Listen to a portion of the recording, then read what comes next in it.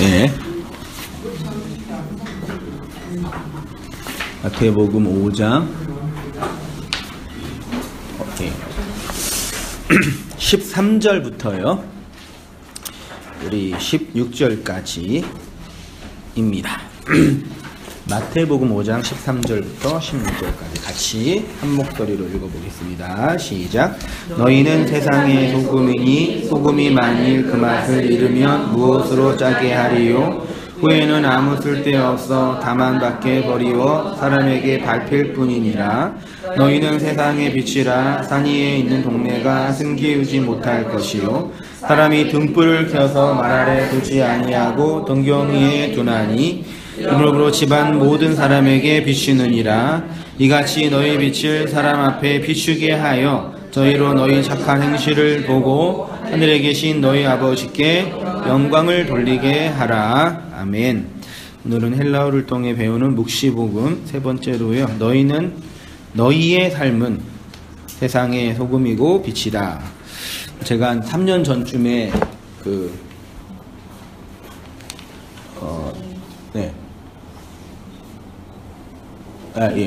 알고, 소개요.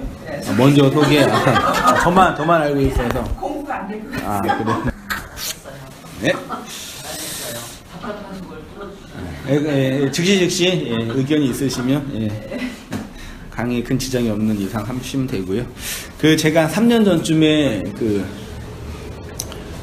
산상수훈 강해를 한 90여 강 정도 마태복음 5장부터 5, 6, 7장까지가 산상수훈이니까 강론한 적이 있는데 거기에 있는 내용에서 발췌한 게 아니라 이제 지금 주제가 이제 헬라어를 제가 요즘에 신학교에서 배웠던 히브리어 헬라어를 다시 이제 책 피고 또 이렇게 여러 선생님들 강의를 다시 들으면서 원문을 열심히 틈틈이 일하면서 저녁에 이렇게 공부하고 정리하면서 이렇게 은혜 받은 내용들을 설교를 좀 정리하고 있는데 원문을 좀 근거로 많이 이렇게 고민하고 있어요. 그래서 항상 고민이 그거죠. 저는 원문을 공부하고 여러분은 공부 안 하시잖아요. 또 할 생각도 없으시고 마음도 없으시고 짜증만 내시고 그러니까 저 혼자 그냥 공부하면 마음 편한데 그걸 또 설명하려고 하니까 그렇다고 원문을 들이댈 수도 없고 그래서 그걸 잘 풀어서 어떤 장로님은 목사님 설교는 너무 원액이 세가지고 이렇게 속도 버리고 다 토할 수 있으니까 좀 물 좀 많이 타시라고 항상 이렇게 권면해 주시는데 너무 또 물 타면 또 이렇게 안 되니까 적당히 소화할 수 있도록 이렇게 하는 게 이제 설교자의 이제 또 기술력이겠지만 그런 과정에서 이제 하고 있는 본문이니까요. 또 산상순의 성경신학적인 주제랑은 좀 다르게 조직신학적인 주제로 접근하는 부분이라고 생각하시면 되겠습니다. 그래서 너희의 삶은이에요. 너희의 삶 제목을 너희의 삶은 세상의 뭐라고요? 소금이고 세상의 빛이다 라고 하셨죠.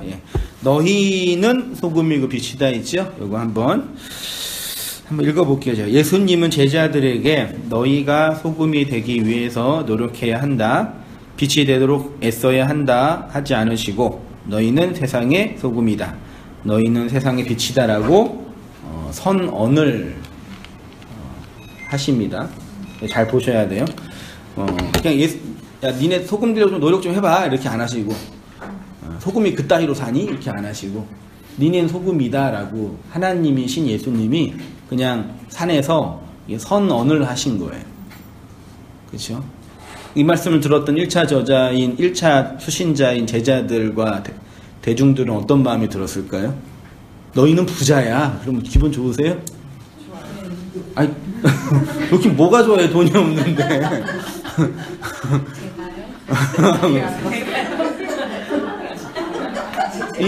부자인 한해는 좋겠지만 저 한해인 저한테 야 성민아 넌 부자야 그러면 이분이 날 놀리시나 안 그러시겠어요?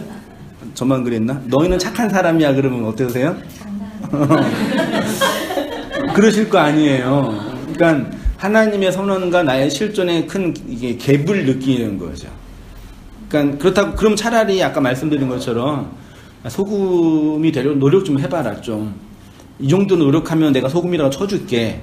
그러면 좀 기분은 좀 낫겠죠. 네.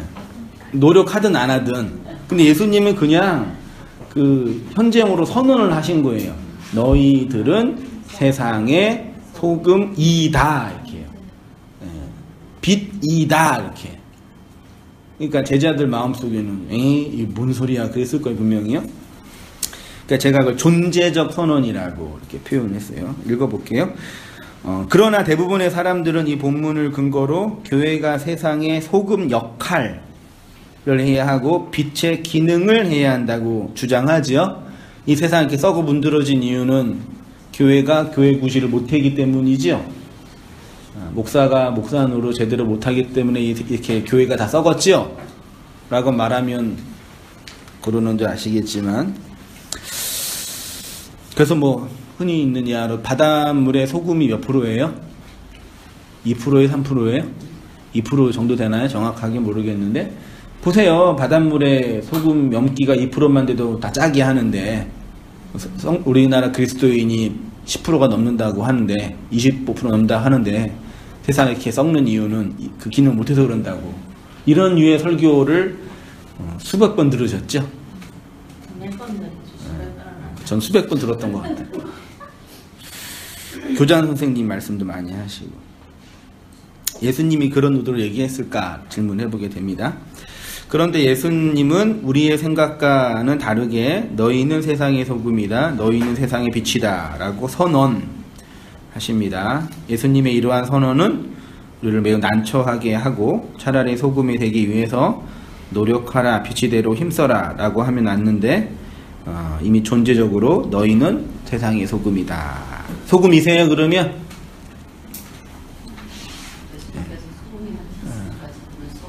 인 거죠. 근데 실제로는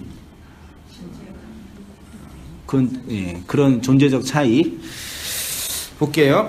자아는 존재의 자아와 상태의 자아로 구분할 수가 있겠습니다. 제가 존재와 상태라는 철학적인 용어를 차용했어요. 존재와 이게 스스로 이게 있다라는 한자 의미라고 하던데, 존재는 시간과 공간의 변화 없이 있는 것, 상태는 어떤 형상과 모양이라고 하는데요.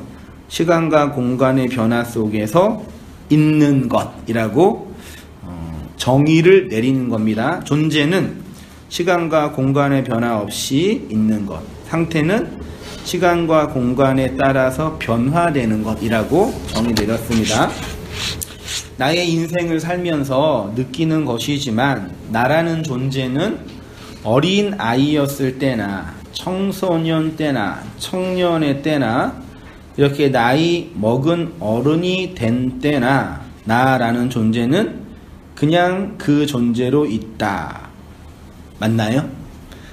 이쪽 부록의 나이를 지나고 있는 제 입장에서 어렸을 때의 나, 우리 아이들 같이, 또 청소년기를 지냈던 나, 또 청년의 때를 보냈던 나, 한성민, 또 이렇게 중년의 시간을 보내고 있는 나를 이렇게 돌아볼 때 나는 언제나 그 나였다. 맞나요? 여러분은 언제나 여러분이시죠? 어렸을 때 나와 지금의 나 변하지 않는 그 나가 있지요. 우리 자식들을 보면서 깜짝깜짝 놀라잖아요. 나의 모습. 헉! 내가 이랬지. 그 변하지, 언제나 나는 나예요. 그냥 이렇게 나이 먹어서 이렇게 쭈그러지고 몸이 약해지고 그런 건 있어도 그냥 나라는 존재, 소위 말해 자아를 생각할 때는 언제나 나인 것 같아요. 변하지 않는 나. 생각했을 때 그 나. 그래서 근본적으로 사람은 변하지 않는 것 같아요. 그래서 가끔 이게 대학생 때 CC 활동하면서 이렇게 만났던 친구들, 교제했던 동역자들을 이렇게 20년, 30년 가까이 되고 있는데 처음 봤을 때 그 친구의 인상 있잖아요. 쟤는 뭔가 좀 이렇게 꼬장꼬장하게 보여. 그런 애 있었고, 쟤는 그냥 이렇게 순수하게 보여. 그런 애 있었잖아요. 한 30년, 20년 전에 딱 보면은 걔는 걔야 그냥. 걔가 목사가 되든 사업가가 되든 직장인이 되든 그때 20살 때 봤던 그 파리파리했던 젊은 애의 그 모습이 여전히 있어요. 근데 저 목회를 하면서도 이렇게 뭐 단독 목회는 이제 한 4년, 5년 하고 있는데 봤을 때 그 모습이랑 5년 지나서 그 모습은 변하지 않아요. 거의 있을 때 봤을 때 그때 그 모습. 그러니까 우리는 변하지 않는 나로 있는 것 같아요. 여러분도 아마 그러실 거라고 저는 생각이 듭니다. 수많은 시간과 공간의 변화가 있었고 많은 지식과 성장과 성숙의 과정도 있었지만 나라는 존재, 그 존재는 그대로 있구나라는 생각이 듭니다. 그런 의미에서 나는 언제나 나이고 변화되지 않는 존재로 있다. 그건 여러분도 마찬가지일 것입니다. 여러분은 언제나 여러분 자신일 겁니다. 그런데 나의 상태는 끊임없이 변화됩니다. 상태는 시간과 흐름 속에서 흘러가는 것을 말하고, 그래서 긍정적인 상태가 있고 부정적인 상태도 있습니다. 좋은 상태도 있고 나쁜 상태도 있죠. 그러면 예수님이 제자들에게 너희는 세상의 소금이다, 너희는 세상의 빛이다 라고 선언하실 때는 너희의 존재에 대한 선언이겠습니까? 상태에 대한 선언이겠습니까? 네, 그쵸? 질문을 제가 드리고 이제 원문을 들어가 볼게요. 헬라어 원문을 보면은 이렇게 휘메이스, 에스테, 토할라스, 테스, 게스, 몇 개의 단어예요? 하나, 둘, 셋, 넷, 다 6개의 단어로 되어 있지요. 휘메이스 맨 앞에 있는 거는 너희들, 유예요. 2인칭 주격 복수로 되어 있고요. 그 다음에 에스테는 이다, 헬라어의 에이미이고요. 되게 중요한 동사예요. 영어의 뭐 비동사라고 번역을 하고는 있는데 존재하다, 있다, 이다, 이게 직설법 현재형으로 되어 있고요. 토할라스는, 토는 그 정관사가 변화된 거고요. 할라스는 소금이에요. 그 다음에 태도 정관사고 게스는 땅이. 그래서 번역을 하면 한글 성경은 너희는 세상의 소금이다. 13절에 너희는 세상의 소금이다 그랬죠. 14절도 뭐예요? 너희는 세상의 소금 빛이라 그랬죠. 근데 13절에 있는 세상은 개라는 단어고요. 14절에 있는 세상은 코스모스라는 단어예요. 코스모스는 많이 들어보죠. 하나님이 순서와 차서와 시간으로 주신 율법의 세상을 코스모스라고 하고요. 개는 그냥 땅이에요. 하늘과 대조적인 의미에서의 땅, 그게 개인데 물론 두 개를 차용할 수는 있겠지만 히브리어로 가면 의미는 좀 달라져요. 근데 앞에 13절은 너희는 그 세상의 그 소금이다 라고 번역할 수가 있어요. 너희는 그 땅의 소금이다. 그 14절은 너희는 그 세상의 빛이다. 이렇게 이 페이지로 가서요. 그 14절은 휘메이스 너희는 에스테이다, 토포스 그 빛, 투코스무 그 세상의, 이렇게 보시면 됩니다. 예.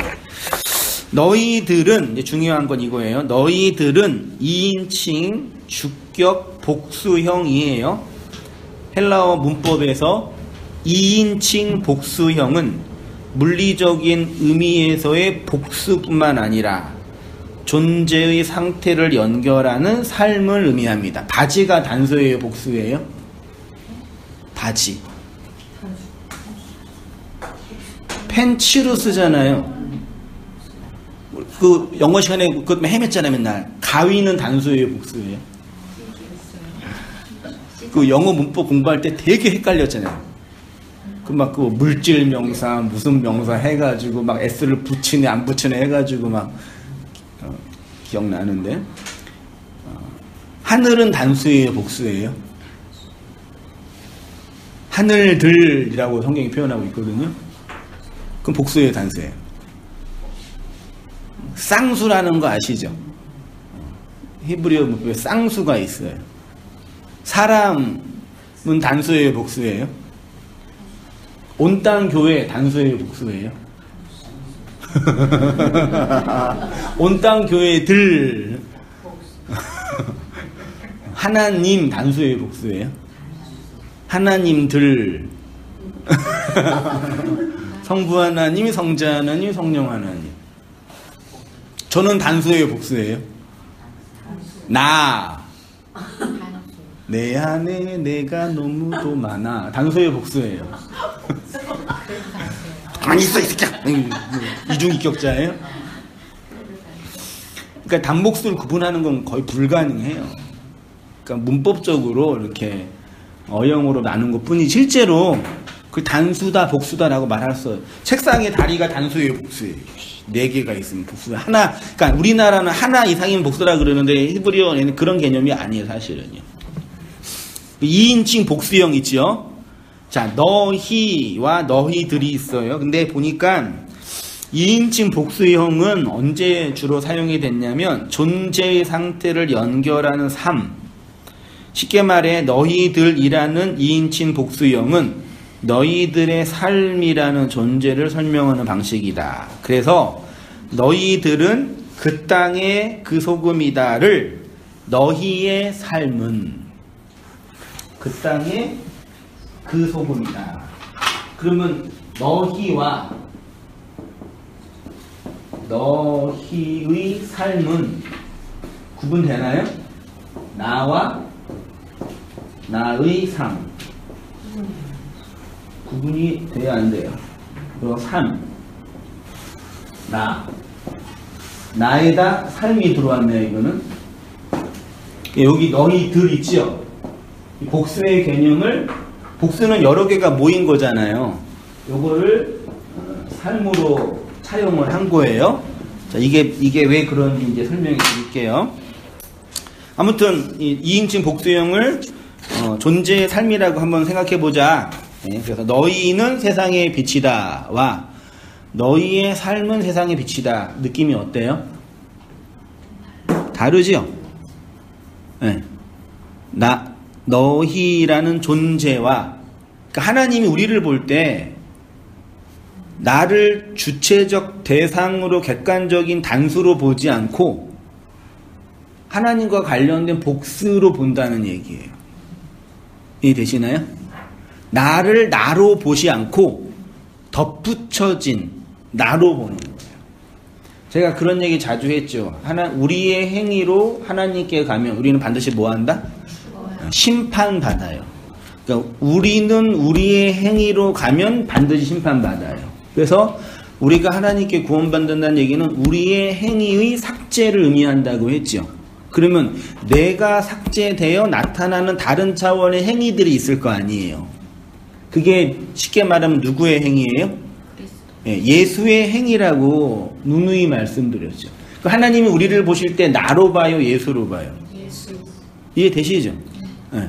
그런 측면에서 나는 없어지고 나 플러스 예수가 나온 거잖아요.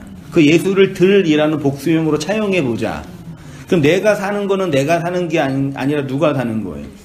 그리스도가 산다고 말씀 지난주 나누었잖아요. 믿는 자들은 그리스도를 믿는 믿음으로 사는 건데 내가 사는 게 아니라 그리스도가 사는 것이다. 여러분이 살아요? 그리스도가 살아요?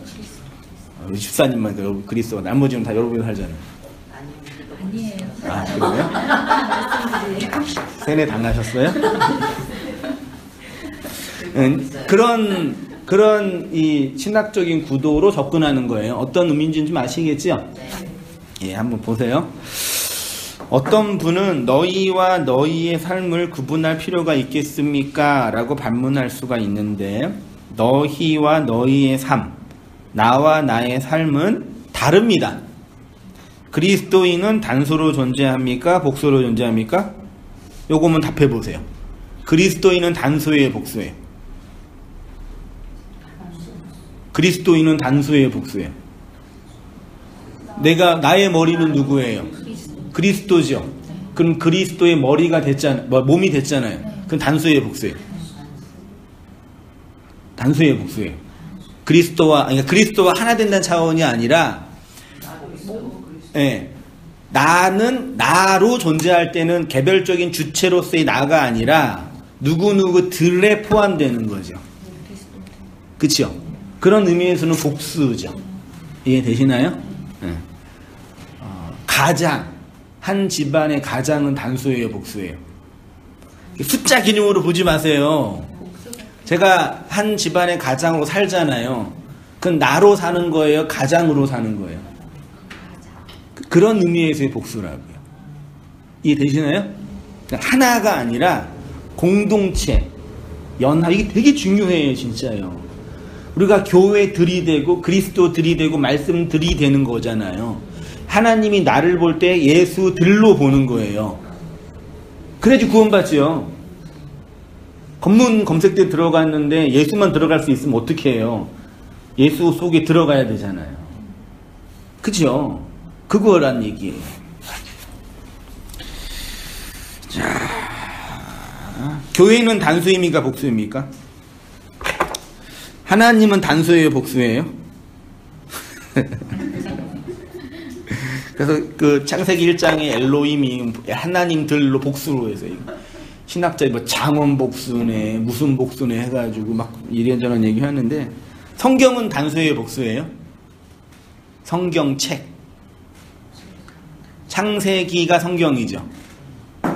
요한계시록도 성경이죠. 벌써 복수네요. 66권이라 그러잖아요. 근데 한 권이잖아요. 하나님이 나를 보실 때 나로 보실까요? 나의 삶을 보실까요? 네. 나로 보면 그냥 죽는다니까요. 나라는 개별적 주체로 서면은 발가벗겨지는 거예요. 그냥 죽어요. 그래서 나를 나로 보지 않고 나의 삶들로 보셔요. 그러면 나를 나 되게 하는 나의 삶들이 있어야 되잖아요. 그래야지 구원 받는다니까요. 그래서 안 살면 구원 못 받아요. 살아내야지 구원 받아요. 에? 그러니까 구원 받고 딱 안 죽이신다니까요. 가끔 이렇게 종교적 카타르시스를 느낄 때 이런 이 종교적 은혜를 경험하고 딱 죽으면 좋겠다, 그런 적 있으셨죠? 이 정도면 괜찮다. 근데 하나님이 안 죽이신, 그냥 살게 해요. 이 죽을 똥 말똥 하면서 싸우고 볶고 버리고 깨지고 깨트려지고 죽이고 살리면서. 인간에게 인간의 삶이라는 것이 있냐? 여러분에게는 여러분의 삶이라는 것이 있냐? 삶이라는 명사는 살다라는 동사에서 왔습니다. 살다는 다른 말로 생명이 있다 이거예요. 결국 삶이란 생명이다. 맞죠? 우리 동사에서 출발했어요. 사람들은 자신들이 자신의 삶을 살고 있다고 생각하는데, 성경의 관점에서는 사람들은 자신의 삶들을 살고 있는 것이 아니라 죽어 있다. 왜 사람들이 예수 그리스도를 믿지 못하냐? 자신들이 죽어 있다는 것을 알지 못하기 때문이죠. 그 삶이 죽어 있는 삶이라는 거예요. 나는 나의 삶을 주체적으로 살고 있다라고 착각하기 때문이죠. 그러니까 나는 나의 삶을 살아가고 있다고 생각합니다. 실제로 이 세상으로부터 주어진 수동적인 억압인데, 나는 나의 삶을 살고 있다고 착각하는 거죠. 여러분, 여러분의 삶을 살고 계시에요?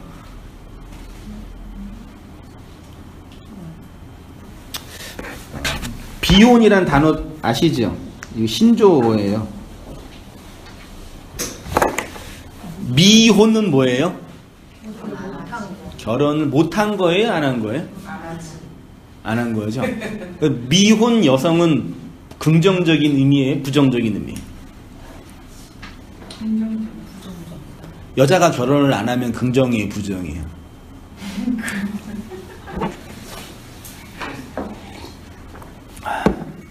그 미혼이라는 개념에 결혼을 안 한 상태, 원래는 해야 되는데 안 했다라는 하등의 상태로 이렇게 저급하게 보는 거예요. 그래서 미혼은 그러니까 뭐가 아직 덜 된 거. 그래서 옛날에는 결혼 안 한 머리를 이렇게 안 올렸잖아요. 그 결혼 올려서 이제 머리가 된 사람을 결혼했다고 하는 거잖아요. 그러니까 결혼을 해야지 사람이 된다고 표현했지, 옛날에는요. 그래서 미혼의 상태는 결혼하지 않는 부정적인 상태라고 해서 자신의 주체적인 의미로 사용하지 못했다고 봐서 요즘 결혼하지 않는 사람들이 미혼이라는 말 대신 뭘 써요? 비혼. 그래서 비혼주의 여성들이 결혼식이 아니라 무슨 식을 해요? 비혼식이 뭔지 알아요? 아, 진짜 비혼식 청첩장도 있어요. 진짜 요즘 40대 넘은 TV에서 전화로 봤어요. TV에서 했었지요. 나는 나랑 결혼한다. 평생 나는 나를 사랑하며 살 거다. 그럴 수 있고 예. 자기 아는 사람 다 불러. 예. 왜냐면 그동안 낸 돈 걷어야 되니까 결혼은 못 하고 돈은 냈으니까 아깝잖아요. 그래서 비혼식을 해가지고 돈도 걷고. 나는 결혼 대신에 비혼이라는 식을 하는 거예요. 나는 나와 결혼한대요. 요즘 세상이 점점 나중에는 이제 개랑도 결혼하고 이제 로버트랑도 결혼하고 난리 칠 거야. 난리 법석이에요. 나무하고 결혼하던데. 나무랑도 결혼하고 죽은 사람도 결혼하고 그 나랑 결혼한다. 그 평생 너는 성민이는 사랑할 것을 맹세합니까? 네. 나 사랑하기로 했습니다. 이 시대의 변화니까 그런 건데, 이제 제가 이제 말씀드리고 싶은 게 이거예요. 보세요. 그래서 비혼주의 여성들이 결혼식이 아닌 비혼식을 해요. 다른 논쟁들은 차치하더라도 하나만 생각해 보면, 결혼을 하면 내 인생의 주체성이 삭제되고, 결혼을 하지 않으면 주체적으로 살아가는 거냐? 맞아요? 결혼하면 내 맘대로 못 살잖아요. 그러면 난 노예가 되는 거죠. 그건 맞죠? 맞잖아요. 맞아요. 그 결혼을 안 하면 그럼 자유롭게 사는 거예요? 그쵸? 근데 그게 자유냐고요. 결혼을, 여러분, 그때 아난케의 자유 했던 거 기억나세요? 기억 안 나시죠? 뭘 기억하시겠어요? 교회를 섬기는 게 자유예요, 노예예요? 헌금을 내는 게 노예적인 거예요, 자유로운 거예요? 우리는 뭘 하면은 노예라고 생각해요. 교회 봉사하는 거, 헌금 내는 거. 근데 할 수 있는 자유가 있다고 얘기했잖아요. 안 할 수밖에 없는 자유. 그리스도의 사랑이 나를 강건하는도다 할 때 그 자유 있잖아요. 그게 그리스도인의 자유예요. 안 할 수 없도록 만드는 그 운명적 자유. 맞잖아요. 그러니까 결혼을 하면 시간적으로 공간적으로 자유롭게 못 사는 거 인정해요. 그럼 안 하면은 자유롭게 사는 거냐고. 그러면 결혼 안 했으니까 이제 애새끼 처자식 없으니까 일 끝나고 밤에 마음대로 놀고 주말에 놀러 다니고 그러면 그게 자유로운 거예요? 왜 주말에는 놀러 다녀야 돼요? 그 누가 정했어요? 우리가 은평 뉴타운 끝에 살거든요. 바로 다리 하나만 건너면은 고양시예요. 다리 하나 차이로. 근데 고양시 거기 개발돼 가지고 뭐 스타필드네 뭐네 하여튼 난리 법석이에요. 어마어마하게 졌어요. 주말만 되면 차가 막혀가지고 못 다녀요. 그 차가 막혀가지고 거기 다 간단 말이에요. 거기 가는 게 자유예요, 노예예요?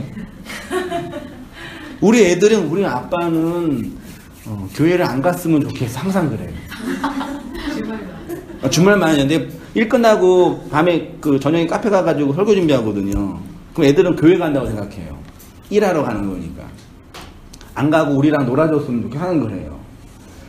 거기에 아빠들이 애를 데리고 가는 게 그건 자유예요, 노예예요? 안 가면 나쁜 아빠 되거든요. 월요일날 가가지고 너 스타필드 이번 주에 갔어? 나 갔다? 뭐 샀다? 자랑하고. 근데 어른들이 또 좋아하잖아요. 아저씨들은 좀 많이 어둡더라고, 얼굴이. 남자들 쇼핑 자체를 별로 안 좋아해요. 그러니까 뭐 다시 들어와서요. 결혼을 하면 시간적, 공간적 제약이 맺혀서 내가 원하는 거 못 살아. 이게 인정해요. 그러면 안 하면은 내가 원하는 걸 하는 게 진짜 내가 원해서 자유롭게 하는 거냐고요. 그 착각하는 거예요, 그분들이. 그쵸? 그 착각하는 거라고요. 그건 자유가 아니에요. 그래서 나는 비혼으로 자유롭게 살겠다 이렇게 선언하는 거예요.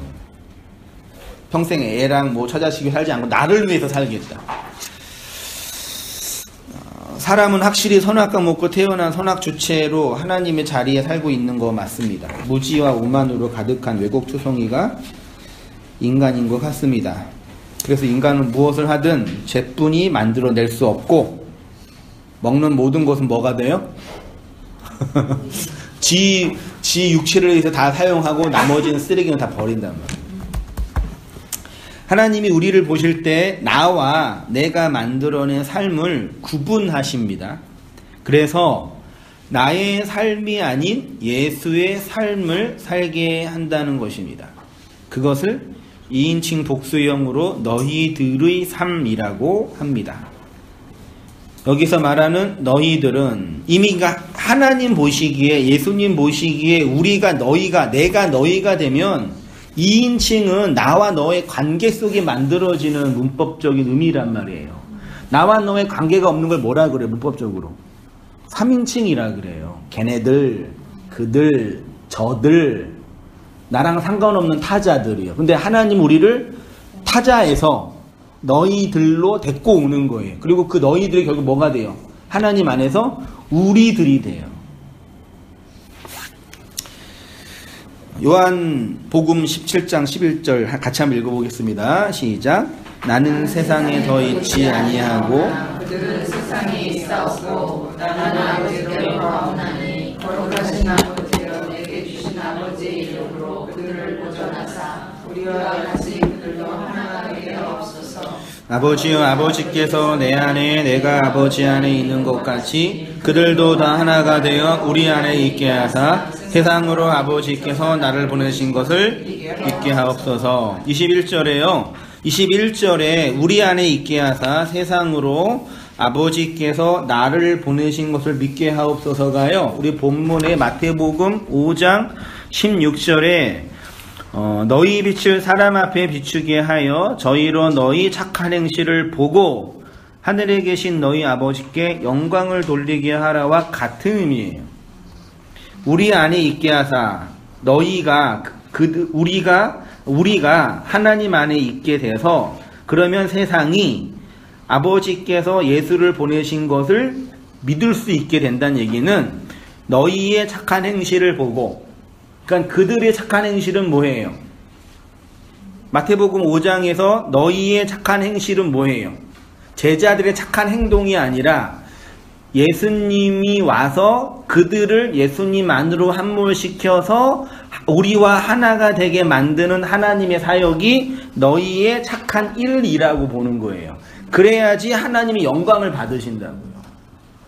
우리가 뭐 그리스도인으로 착하게 살고 바르게 살고 뭐 성공하고 번영해서 봐, 나 하나님 잘 믿잖아, 하나님 나한테 복 주게 된 거야, 부럽지? 너도 예수님 믿어. 그 착한 행실이 아니라 지자랑이라고요.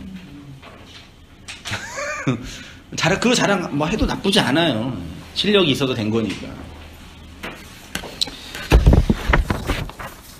1인칭은 나이고 2인칭은 나와 관계를 맺는 대상으로 너이고 3인칭은 나와 관계없는 대상을 가리킵니다. 그래서 예수님의 입장에서 우리는 그가 아니라 누구라고요? 너희입니다. 하나님 안으로 함몰시킬 대상으로서의 너희. 그래서 우리를 보실 때 우리 자체를 보는 게 아니라 예수님이 행하시는 너희로 우리를 본다.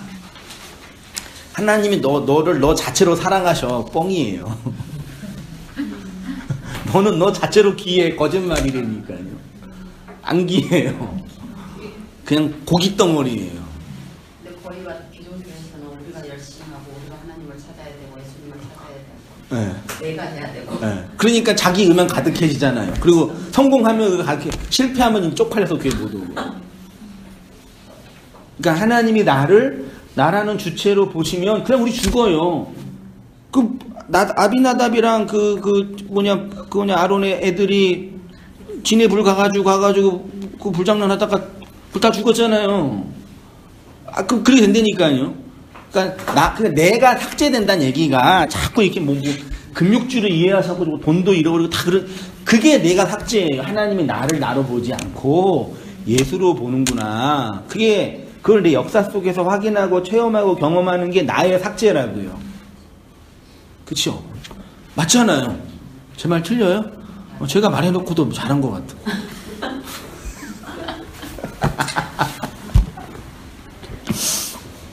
하나님 보시기에 나를 나로만 보는 것은 선악과 먹고 태어난 첫 번째 사람으로 보신다는 겁니다. 나를 그렇게 보시면 나는 하나님의 심판을 받는 존재입니다. 그런 나를 나로 보지 않으시고 예수 그리스도로 보신다는 것이 나의 삶이라는 거고요. 하나님 보시기엔 너희들이라고 표현했습니다. 그런 측면에서 너희는 그 땅의 소금이다 라기보다는 너희의 삶들은, 그러니까 너희는 너를 주체로 보는 거라고 한다면 너희들의 삶은 예수와 함께 있는 너희는 그 땅의 소금이다. 너희의 삶은 이 세상의 빛이다 라고 합니다. 하나님 보실 때 나와 나의 삶을 분리할 수 없는 거예요. 연합이에요. 나의 삶에 하나님이 개입하시죠. 하나님은 나를 통해 영광 받으시는데 그 나는 역사 속에서 살아가는 나. 무슨 역사요? 하나님이 함께하는 역사. 그러니까 하나님이 함께하지 않는 역사는 인생이 아니에요. 살아가지만 살아가는 게 아니에요. 그 카운트 안 돼요. 없는 존재예요. 그러니까 없으니까 심판이에요. 안 보인다니까 하나님 눈에요. 걔네 안 보여요. 그분들. 하나님이 나를 통해 영광을 받으신다는데 그 나는 역사 속에서 살아가는 나입니다. 쉽게 말해 결혼하면 나와 나의 삶 구분할 수 없지요. 나가 없어지잖아요. 결혼 속에, 가정 속에 함몰되잖아요. 그러니까 오늘날 결혼 준비하는 청년들 이걸 모르죠. 결혼을 왜 해요? 좋아서. 둘이 좋아서. 그러니까 행복하려고.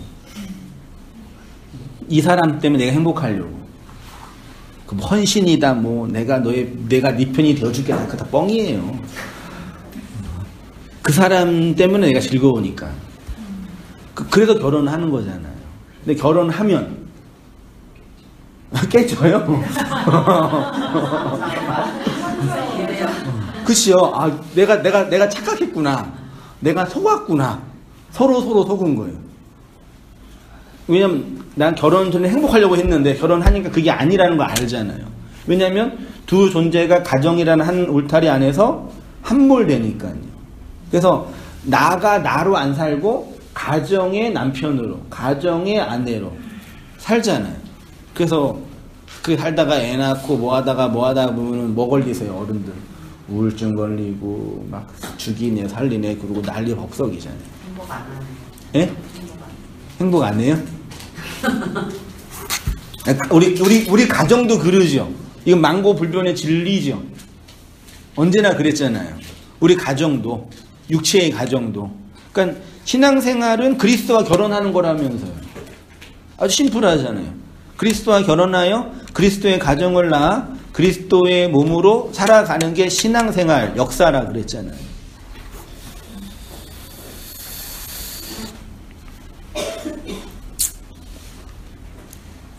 그리스도와 결혼한 성도에게 나 자신의 주체라는 것은 없지요. 그래서 예수님은 너희의 삶은 땅의 소금이고 세상의 빛이다 라고 합니다. 너희와 나의 삶을 구분하는 것은 매우 중요합니다. 왜냐하면 하나님은 나를 보호하지 않으시고 나의 삶을 보호하지 않으셔요. 그치요? 나의 개별적인 삶에 대해서 아무런 관심이 없는 것처럼 느껴져요. 그 제가 청년들 말씀으로 섬기면서 그때 저희 신학적으로 이제 깊이 고민하면서 진짜 그랬거든. 하나님은 내 개인의 인생의 행복에 진짜 관심이 없으신 것 같다라는 생각을 경험을 하니까 늘 제 신학 경험 속에서. 근데 다른 사람들은 하나님이 자신의 행복에 도움을 준다고 하니까 나만 미운 우리 새끼인가? 나만 이상한 놈인가? 내가 경험하고 체험하고 해석하고 받아들이고 있는 하나님과 역사는 그건데 왜 얘네들은 그렇게 이해해야지? 그래가지고 청년부 예배 설교 시간에 하나님은 여러분의 인생 행복에 관심이 없어. 그러니까 애들이 환장해가 날쳐가지고 집에 가가지고 엄마 목사님 이상해. 장로 딸들이 막 목사님 이상해. 우리 청년 목사님 좀 이상한 얘기해. 막 그러면서 막 어떤 청년은 그럼 우리가 왜 교회에 와야 되냐고. 누가 교회에 올 수 있냐고. 생생하다 그때가. 그때 그 충격에 더가니. 애들이 말씀 안 들어요. 한 100명 가까이 얘기해도요. 그 충격을 받는데 그때뿐이에요. 그 의미를 모르니까. 그러니까 의미를 몰라서도 있고 알고 싶지도 않아요. 그냥 자기가 원하는 거 하고 싶은 것 뿐이에요, 그냥. 난 지금 그 이해가 안 됐거든, 진짜요. 말씀 분명히 하고, 내가 틀렸으면 날 쫓아내면 되는 거고, 차라리 내가 쫓아내서, 우리 집사람한테 내가 진리 전화가 쫓겨났어. 나 우리 개척해야 돼. 그럼 멋있잖아요. 멋있게 보셨다. 뭘 개뿔이 멋있어요. 뭐 멋있어요. 내가 죽겠는데, 지금.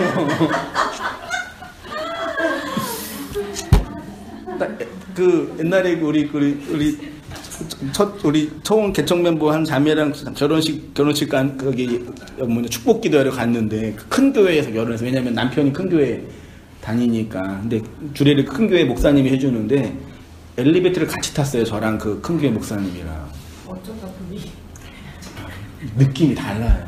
우리 집사람은 당신은 노동자고 저분은 CEO야. 그게 뭐가 좋아요, 저는. 농담이었습니다. 어디 읽었어요? 네. 나의 삶을 보호하지, 개별적인 삶을 보호하지 않아요. 이 말은 나의 삶을 통해서 이루시고 완성하시고자 하신다는 겁니다. 그래서 하나님의 뜻과 계획과 섭리 안에서 나라는 개인은 죽기도 하고 아프기도 하고 망하기도 하고 상처받기도 하고 절망하기도 하요. 하나님 더 이상 힘들지 않게 해주세요. 내가 원하는 거 이거 하나인데 제발 이것만 들어주세요. 아무리 기도와 금식해도 하나님은 상관하지 않으시고 당신의 일을 하시는 거죠. 왜냐하면 나 자체가 중요하지 않고 나의 삶이 중요하기 때문이죠. 그러니까 인류의 모든 역사 속에서 신과 싸우는 인생들의 모습은 이거예요. 영화 더 그레이라는 영화가 있는데 어떤 영화냐면 닐 람슨과 멋있는 남자 배우가 나오는 영화인데 비행기가 남극인가 북극에서 조난당했어요. 한 10사람 살았는데 남극이니까 개떼들, 들개들이 이제 판을 치는 거예요. 10명 살았는데 계속 시간이 가면 갈수록 얼어 죽고 들개들한테 잡아먹히고 1명 죽고 2명 죽고 3명 죽고 다 죽어요. 마지막 주인공 1명이 딱 남아요. 그 사람은 특전사 군인인데 이제 다 죽고 이제 혼자 남았으니까 마지막 이제 들개들한테 휩싸이면서 하늘을 보면서 제발 요것만 도와달라고 나한테 좀 힘을 달라고 막 기도를 하다가 미친놈처럼 하다가 됐다고 내가 알아서 하겠다고 그리고 걔랑 싸우다가 죽어요. 그 영화가 끝나요. 그러니까 모든 인간의 독백의 핵심은 그거예요. 이것만 해주면 내가 할 테니까 제발 좀 도와주세요. 그렇죠? 근데 그렇게 하다가 도움을 받는 것처럼 느껴질 때가 있어요. 제일 억울한 게 그거예요. 실제로 그 간증 들어봤는데 암 걸리신 거예요.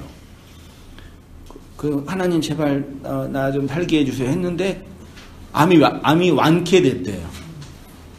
깨끗하게. 근데 3개월 후에 돌아가셨어. 왜냐면 체발돼서. 완쾌돼가지고 하나님이 완쾌해 주셨다고 다 간증했단 말이에요. 성도들한테. 근데 3개월 후에 체발된 거예요. 그럼 뭐예요? 하나님이. 완쾌된 거 아니잖아요. 예? 아니 원래 암이라는 게 막 공격하면 죽는 척해요. 지도 살려고. 죽는 척하다가 의사들이 못 보는 거죠. 어느 순간에 팍 퍼진 거죠. 걔도 생명이니까. 그러니까 이런 현실을 보면서 이게 하나님에 대한 해석이 안 되는 거예요. 그럼 어떤 분의 간증만 그러는 우리도 다 마찬가지라니까요. 안 도와주세요. 상관하지 않는 것처럼 느껴져요. 네. 그것은 나를 귀히 여기지 않으시기 때문이 아니라 나를 통해서 나의 삶에 나타내고자 하시는 하나님의 뜻과 의지가 있기 때문입니다. 그래서 하나님의 심판을 선언한 선지자들이 결국 이런 고백을 했어요. 스바냐 3장 17절 이하 같이 한번 읽어보십니다. 시작. 너희 하나님 여호와가 너희 가운데 계시니 그는 구원을 베푸실 전능자이시나 그가 너로 말미암아 기쁨을 이기지 못하시며 너를 잠잠히 사랑하시며 너로 말미암아 즐거이 부르며 기뻐하시리라 하리라. 하나님을 나라는 존재를 지켜주시는 분으로만 보면 이 세상은 모순과 절망투성이입니다. 언제나 악인이 승리하는 것처럼 보이고 내가 원하고 바라는 것은 하나도 이루어지지 않는 것처럼 보입니다. 하나님이 내 편이기보다 내 길을 막고 나를 고통스럽게 하는 분처럼 다가오기도 합니다. 왜 그러냐? 왜 그렇게 다가오시냐? 나의 존재 자체를 통해서가 아니라 나의 삶을 통해서 영광 받으시기 때문입니다. 난자가 살 유일한 길은 뭐예요? 정자를 만나는 거예요. 우리는 난자, 여자예요. 역사는 자궁이라고요. 자궁 속에서 30이라는 인생을 사는 거예요. 그래서 이렇게 다 기가 있잖아요. 그 과정 속에서 적절한 때에 정자를 만나서 수정란이 되지 않으면 그냥 피로 하열돼서 없어지는 거예요. 그러니까 우리가 이 땅에 이렇게 버려진 것처럼 느껴지는 이유가 그런 존재로 온 거라고요. 그래서 남편 만나려고 하늘을 만나려고 역사를 살아가는 거예요. 살아가는데 삶의 형태 있잖아요. 돈, 건강, 자본, 권력은 인간의 문명에 만들어온 율법의 세상에서 순서와 차선을 두기 때문에 하나님이 유전자로 주시든 정보로 주시든 준 거예요. 저는 중고등학교 때 제 나름대로 열심히 공부했는데 어떤 생각이 있었는데 열심히 하면 된다라는 생각이 있었어요. 근데 안 돼요. 공부도 안 돼요. 저는 제가 공부를 못해서 열심히 안 해 노력을 안 해서 그런 줄 알았는데 40살 되니까 안 되는 건 안 돼요. 공부의 90%는 유전자예요. 맞나요? 틀리나요? 90% 유전자라고요. 거의 대부분 다 유전적 정보에 의해서 잘하는 거 못하는 거. 우리 애들은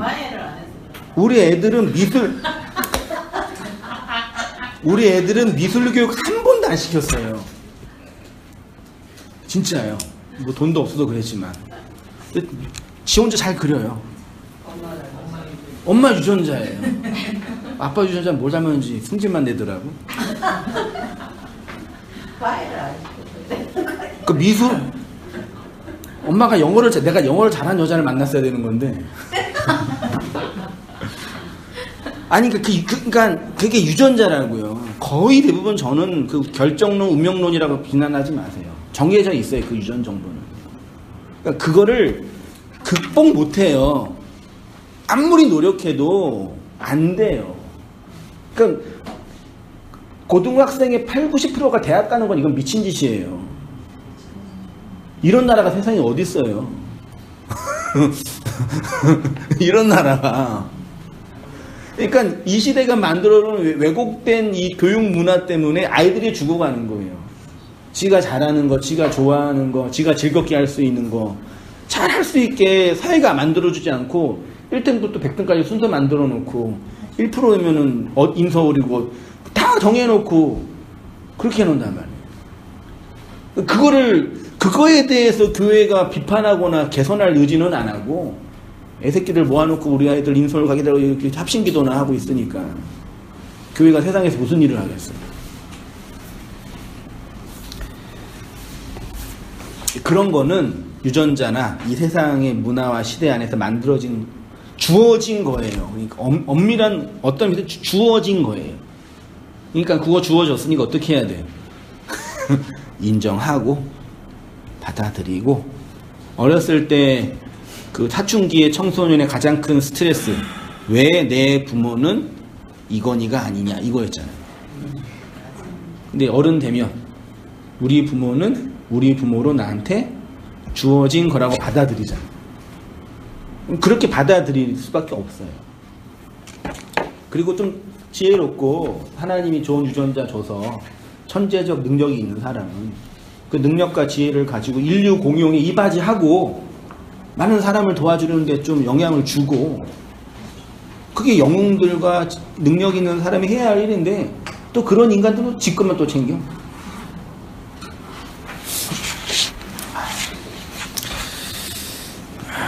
그러면 나의 삶의 차이점은 무엇이겠습니까? 나는 선악과 먹고 태어난 본성으로 살아가는 것입니다.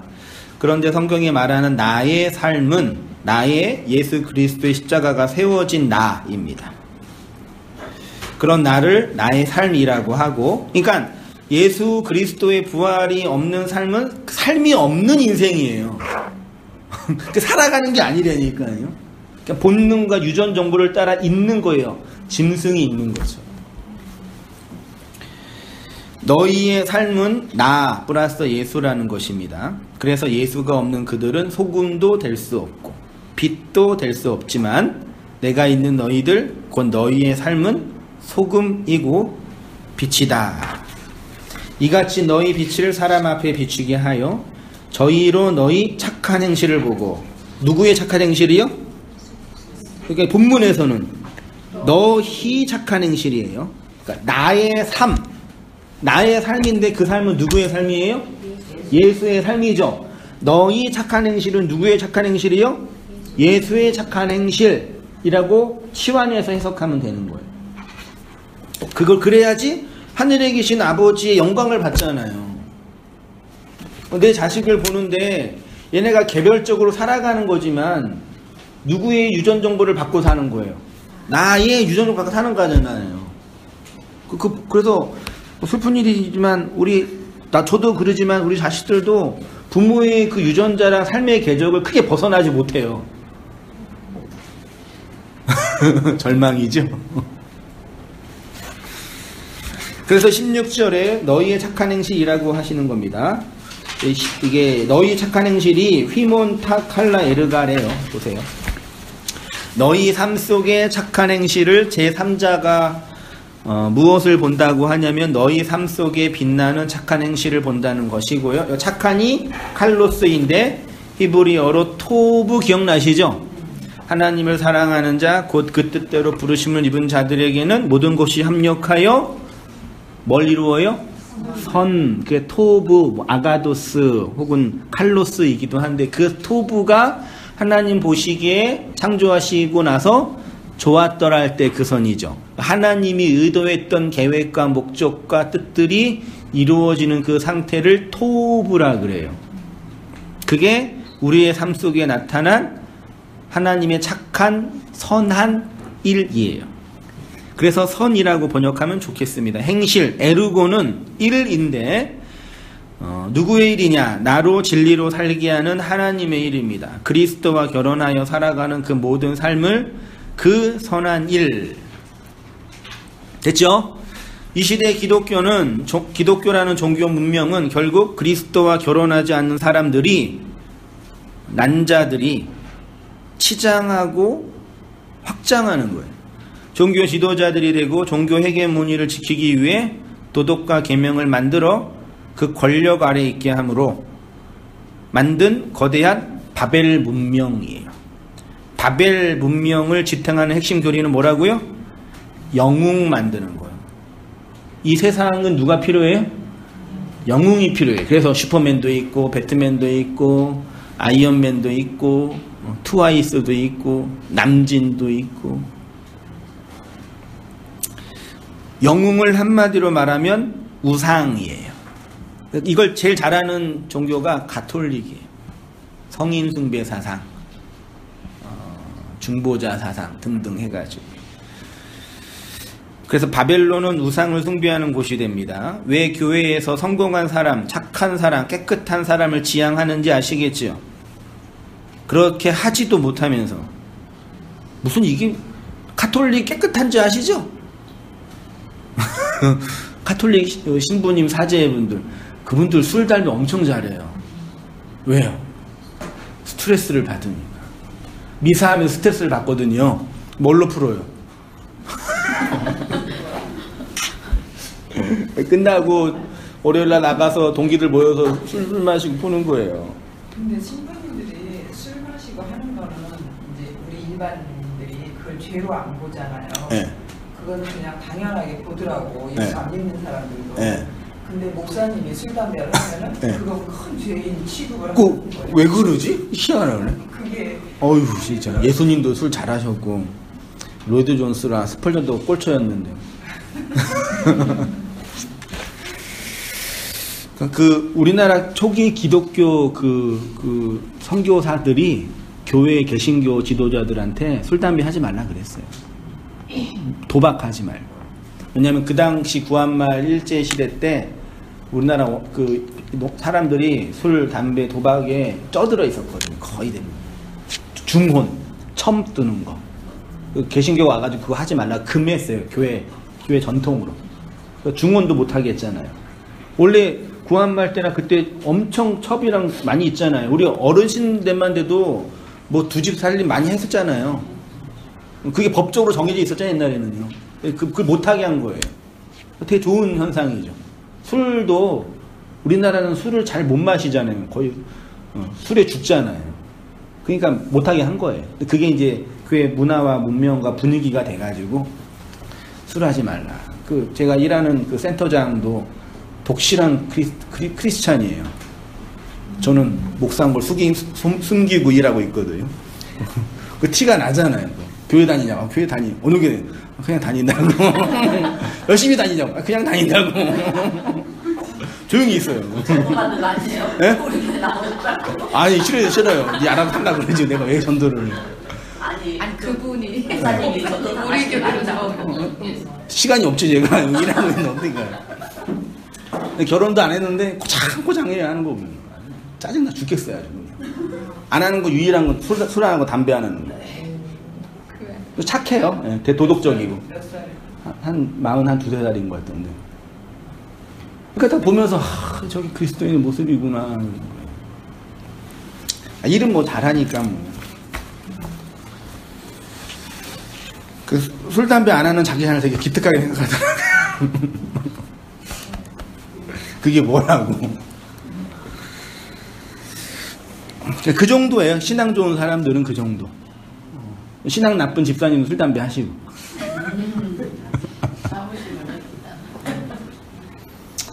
다 하던데요, 뭐 성도님들 보니까. 그래서 바벨론은 우상을 숭배하는 곳이 됩니다. 왜 교회에서는 성공한 사람, 착한 사람, 깨끗한 사람을 지향하냐? 우상 만들려고요. 자기는 못 돼도요, 돼요. 근데 이거는요, 인간의 자아를 만드는 기본이라니까요. 우리 첫째 아들이 101의 덕후예요. 덕후가 뭔지 아세요? 어른 모시지? 우상 숭배예요. 우리 큰아들은 그 강다니엘, 옹성호, 걔네랑 예, 그러니까 우상을 정해놓고 걔네랑 똑같이 하려고 그래요. 화장도 하고 얼굴 눈 모양 똑같죠. 그 비슷해요. 와, 우상의 능력이다. 기본적으로 회사에서 성공하려면 어디 가야 돼요? 영업하시니까. 그 간증 안 해요? 분기마다 한 번씩? 간증하잖아요. 영업 1등 하신 분. 해가지고 어떻게 영업했는데 영업비밀 얘기해 주면서 간증하잖아요. 많이 하셨죠? 금도 주고, 상품권도 주고, 여행도 보내주고. 올린 다음에, 자, 1등 하면 1등 했죠? 여러분도 하세요. 이거예요. 그러니까 영업을 잘하려면은 그 센터 가가지고 제일 잘하는 분 있죠? 그분과 똑같이 하면 돼요. 모든 걸 다. 일어나는 시간, 밥 먹는 시간, 잠자는 시간, 운동하는 시간, 전화하는 시간. 다 똑같이. 그러니까 1년 바짝 똑같이 하면은 그 사람보다 능력이 좋으면 올라가고, 능력이 나쁘면 2등 하는 거예요. 영업 비밀이에요. 그게 우상이에요. 그러니까 그렇게 해야지 돈을 버니까. 회사는 그래야죠. 그러니까 교회가 회사예요. 그러니까.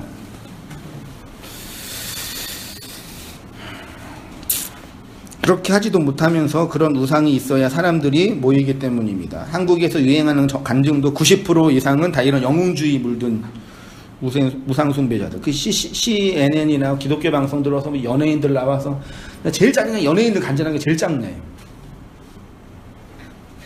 진짜 짜증나 죽겠어. 아주 때려치고 싶어. 아니면 연예인들 참 아주 화가 나. 이렇게 막 집어 던지고 싶어요. 왜 그럴까요? 성격이 고약해서 그래요. 그냥 내가 일 열심히 해가지고 잘 됐어요. 그러면 좋지. 성공했으니까. 하나님이 해가지고 또 울면서 간증까지 하셨죠. 막. 연예인들이 얼마나 그 힘들게 살고 있는데, 그 95%는 한 달에 100만 원도 못 벌어요. 그치요? 그런 문제에 대해서 아무도 얘기도 안 하고 성공한 영웅만 이렇게 우상으로 만들어요. 속지 마세요. 쉽게 말해, 나 영웅 되었다. 너희들도 이렇게 하면 영웅 될 수 있다.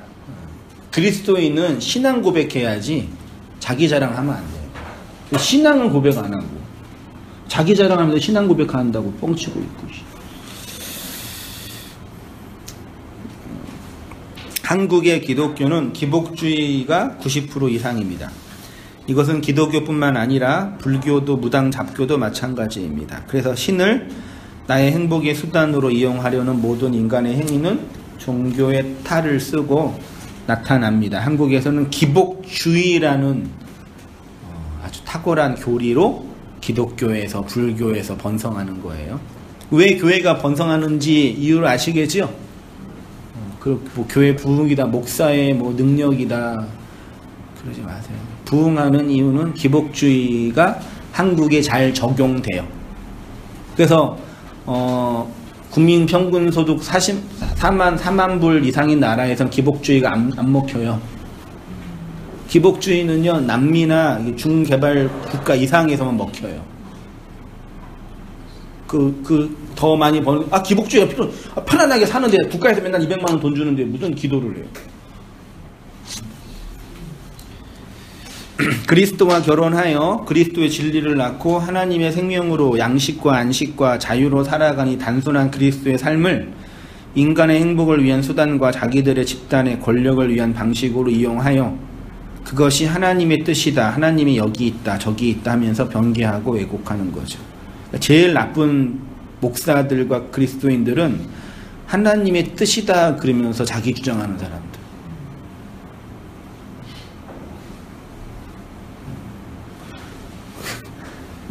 박근혜 대통령이 무죄다, 하나님의 뜻이다. 문재인 대통령은 나쁜 놈이다, 하나님의 뜻이다. 뭐가 맞아요? 이게 말이 돼요, 이게요? 하나님의 뜻이 두 개 충돌을 한다니까요. 이런 말도 안 되는 이 기독교를 기독교라 그래요. 그 집회 때 예수 십자가 들고 가가지고, 그 십자가 왜 들고 가요? 그 정치 집회하는데. 그러니까 아주 그 종교적 신념을 정치화하는 나쁜 그 사람이에요. 아주 악한, 사악한, 진짜 사악한 행동이에요, 그거는. 더더군다나 그거 가지고 대중들과 군중들을 미혹하고, 정치 신념을, 자기네 정치 신념을 하나님의 신념으로. 중세 카톨릭 사제들이 예쁜 여자들 죽이면서 하나님의 뜻이라 그랬다니까요. 성폭행하면서 하나님의 뜻이래요. 얼마 안 됐어요. 500년 전, 300년 전이에요. 얼마 안 됐다니까요. 지금도 그러고 있어요. 가장 그 끔찍한 일이에요. 하나님은 우리에게 당신의 이름을 주셨습니다. 그래서 성도는 그 이름을 위한 갈망이 있습니다. 하나님의 이름은 우리에게 일하시는 하나님의 권위라고 했죠. 쉽게 말해 하나님은 일하십니다. 움직입니다. 동사입니다. 우리에게 당신의 일을 이루십니다. 그래서 하나님이 우리에게 이름이 됐습니다. 권위가 된 것입니다. 하나님이 일하시는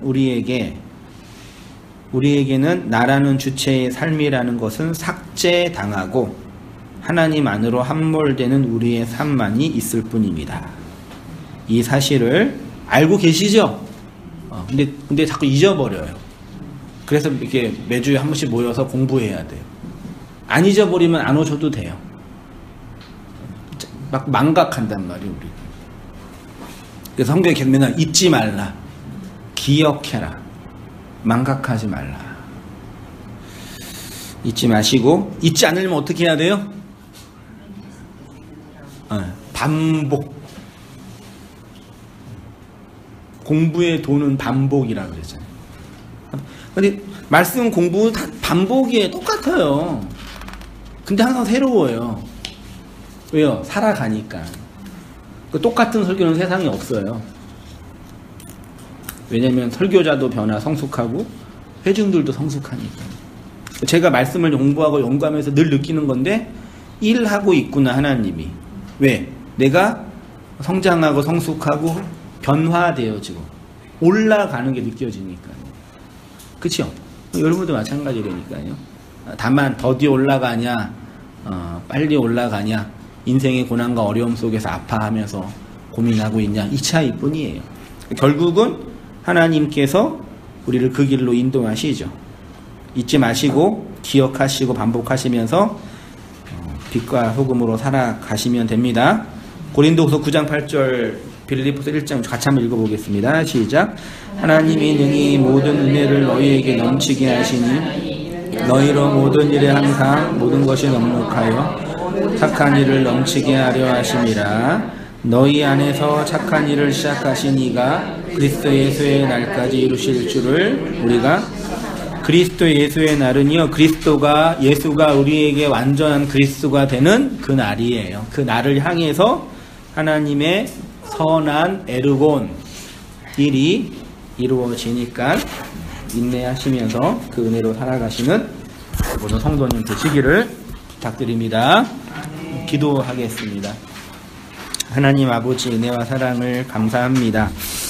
너희는 세상에 비치고 너희는 세상의 소금이며 너희 안에 착한 일을 시작하신 그 하나님께서 그리스도의 날에 이르기까지 완성하시리라고 약속해 주셨사오니 지금 우리의 인생과 삶 속에서 이루시는 하나님의 그 일들을 믿음으로 바라보면서 우리의 인생과 자아가 삭제되어 가는 인생 속에 아파하거나 낭망하지 아니하고 하나님이 주시는 위로와 힘으로 안식하고 자유하며 살아가는 저희의 모든 삶들이 되어지도록 인도하여 주옵소서. 뿐만 아니라 우리를 통해서 빛이 된 우리의 삶과 소금이 된 인생들을 통해서 하나님의 언약으로 또 그리스도의 빛을 증거하기에 힘을 내도록 주님 붙잡아 주시고 인도하여 주시옵소서. 예수님의 이름으로 기도하오며 이제는 우리 주 예수 그리스도의 은혜와 하나님 아버지의 크신 사랑과 성령의 교통하심이 우리 모든 성도님들의 삶 속에 지금부터 영원까지 함께 있을지어다. 아멘.